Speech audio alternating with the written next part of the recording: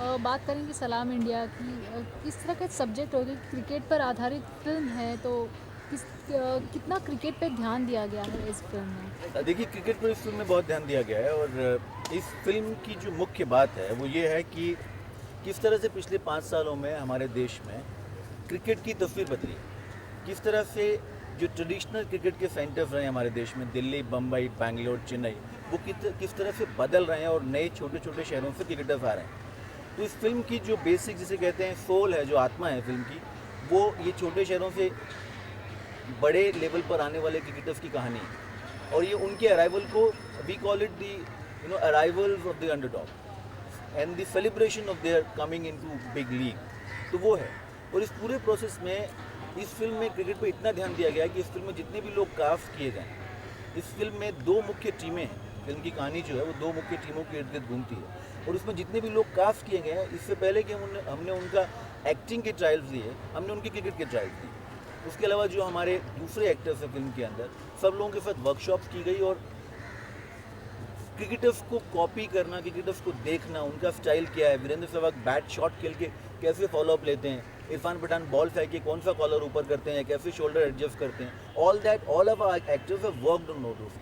तो हमने कोशिश की है, बिकॉज हम ये कहते हैं कि ये फिल्म बहुत मायनों में अपनी तरह की क्रिकेट पे एक अनोखी फिल्म है, जिसमें क्रिकेट काफ़ी डिटेल में, जिसमें काफ़ी गहराई में क्रिकेट पे बातचीत है इस फिल्म के अंदर। तो हमने कोशिश की है कि क्रिकेट की जो बारीकियाँ हैं वो भी सही ढंग से, करेक्ट मैनर में, बहुत फिल्मी अंदाज में नहीं, जैसे रियलिस्टिकली ग्राउंड में होता है, उसको उस तरह से पकड़ा जाए। तो मतलब उसमें वर्कशॉप भी हमने बहुत काम किया है, हमारी कास्टिंग उस लिहाज से की गई है। तो मुझे लगता है हमने काफ़ी ध्यान उस बात का रखा है। जहाँ तक आपने कहा कि आपने एक्टर्स की पहले एक्टिंग के पहले आपने क्रिकेट की ली जी थी, जी। लेकिन जब हमने मिलिंद से बात की थी तो मिलिंद का कहना है कि उनको क्रिकेट में बिल्कुल भी दिलचस्पी हाँ। नहीं है।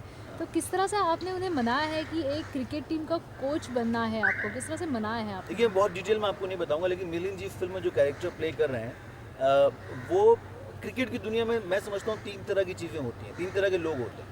एक वो लोग हैं जो बहुत ईमानदारी से, बहुत पैशनेटली क्रिकेट खेलते हैं। एक वो लोग हैं जो ये समझते हैं क्रिकेट बहुत अच्छी चीज़ नहीं है, वो ये समझते हैं कि क्रिकेट ने दूसरे खेलों को नुकसान पहुँचाया है। हमारे देश में जो और खेल हैं उनका काफ़ी नुकसान हुआ क्रिकेट की पॉपुलैरिटी की वजह से। और एक वो हैं जो हैं क्रिकेट की दुनिया में, लेकिन मतलब बहुत आम भाषा में कहूँ तो फिक्सर किस्म के जो कैरेक्टर होते हैं, जो कभी मैच फिक्सिंग और इन तमाम कंट्रोवर्सीज में आप कुछ कुछ नाम सुनते हैं और आपको लगता है कि अरे इन लोगों का भी क्रिकेट से कोई लेना देना है, तो अचानक आप कुछ नाम सुनते हैं। तो मिलिंद इस फिल्म में एक इस तरह का किरदार निभा रहे हैं जो कपड़े तो सफ़ेद पहनते हैं लेकिन धंधे काले करते हैं। तो उनके लिए क्रिकेट खेलना या क्रिकेट की बहुत जानकारी उस कैरेक्टर के लिए इंपॉर्टेंट नहीं है, और ना ही उन तमाम लोगों के लिए जिन पर वो कैरेक्टर आधारित है। मतलब जो तमाम फिक्सर किस्म के लोग क्रिकेट की दुनिया में हैं, उनके लिए बहुत ज़रूरी नहीं है। मतलब हमारे चाहे वो बोर्ड के लोग हों, चाहे सेक्रेटरीज हों, चाहे स्पोक्स पर्सन हों, it is not important for them to know और अंडरस्टैंड क्रिकेट। बट उनकी कुछ जिम्मेदारियां हैं, उनके कुछ काम करने के तरीके हैं। तो मिलिंद उनमें से ब्रॉडली मैं कहूँगा एक कैरेक्टर प्ले करते हैं जो क्रिकेट की मैदान के पीछे जो कुछ होता है उस सब में उनका ज़्यादा इंटरेस्ट है, मैदान पर कम है।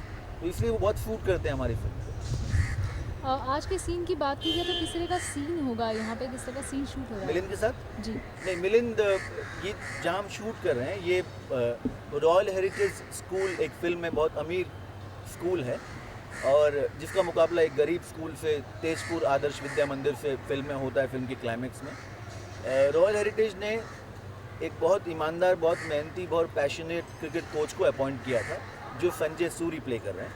और बिकॉज संजय सूरी उस लीग को बिलोंग नहीं करते हैं, इसलिए उनको यहाँ से निकाल दिया गया। और निकालने के बाद में उन्होंने एक नए कोच को अपॉइंट किया जिनकी चर्चा फिल्म में उनके आने से पहले शुरू हो जाती है, जो मिलिंद प्ले कर रहे हैं, जिनका नाम है हैरी ओब्रॉय।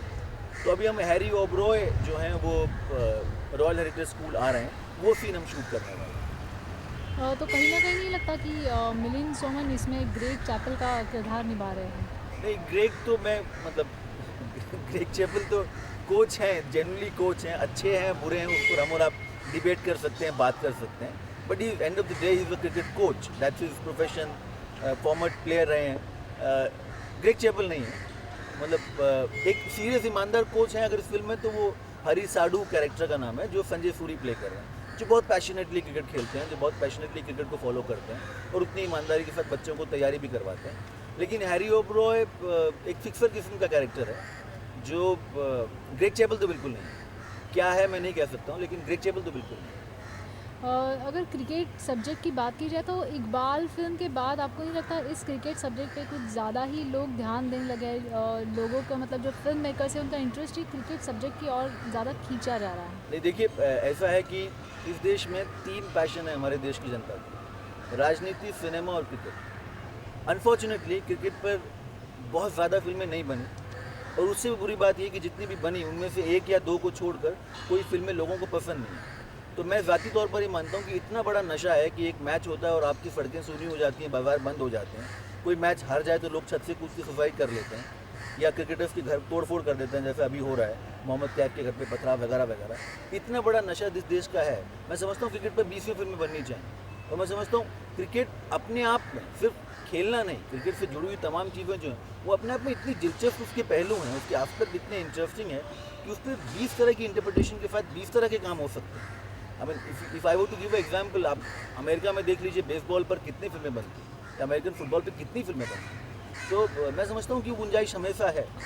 सवाल ये है कि आप अपनी कहानी कितने दिलचस्प ढंग से कह पाते हैं, कितने इंटरेस्टिंगली इसको पेश कर सकते हैं, वो लोग उस पर कैसे रिएक्ट करते हैं। लेकिन जहाँ तक हमारा ताल्लुक है, मेरा ताल्लुक है, मैंने ये फिल्म लिखी, मैं इसको बना रहा हूँ, तो इकबाल से इकबाल का होना या उसका ना होना, या दूसरी क्रिकेट फिल्म का होना या ना होना, मेरे लिए कभी भी कंसर्न नहीं रहा। मेरे जहन में कभी वो बात आई नहीं, क्योंकि हमारी कहानी एक अपनी तरह की कहानी है जिसमें कुछ अपने इंटरेस्ट हैं, जिसमें कुछ अपना पैशन है, जो क्रिकेट को दूसरे ढंग से पेश करने की कोशिश कर रही है। तो due to respect to all the films on cricket, we still say that we have a film which is different from all of it and which is still a good story. तो उसमें कोई repetition या कोई बात हम दोहरा के कह रहे हैं, वैसी कोई बात नहीं है। और मुझे लगता है कि इसके बाद भी 20 और क्रिकेट पर फिल्में बन सकती हैं। 20 पहलू हैं जो उसको, जिस पे लोग काम कर सकते हैं। एक आखिरी सवाल जानना चाहूँगी, ये फिल्म को वर्ल्ड कप के पहले रिलीज़ करने का मतलब क्यों सोची आपने, क्या जी, वजह है उसकी इसकी? उसकी वजह यह है कि वर्ल्ड कप आप जानती हैं, मतलब इतना बड़ा त्यौहार है क्रिकेट नेशन, जो प्लेइंग नेशंस हैं, और हिंदुस्तान तो उसमें सबसे बड़ा है। I think we contribute some 40% to the total revenue of the International Cricket Council, ICC। तो हिंदुस्तान में तो बहुत बुखार होगा वर्ल्ड कप का, और अभी से शुरू हो गया है उसका। तो हमको लगा कि क्रिकेट पर फिल्म है, और छोटे शहरों से आए क्रिकेटर्स की सक्सेस को ये फिल्म सेलिब्रेट करती है। और अभी की इंडियन टीम में मैं समझता हूँ 11 में से 7, 8, 9 लोग जो हैं वो छोटे शहरों के हैं, जो ट्रेडिशनल सेंटर से नहीं आते हैं। तो हमको लगता है कि वर्ल्ड कप से पहले इस फिल्म को रिलीज़ करना अच्छा है। वर्ल्ड कप की उस हाइप में, उस जोश में, उत्साह में हमको उम्मीद है कि लोग फिल्म देखने आएंगे और उनको पसंद भी आएगी।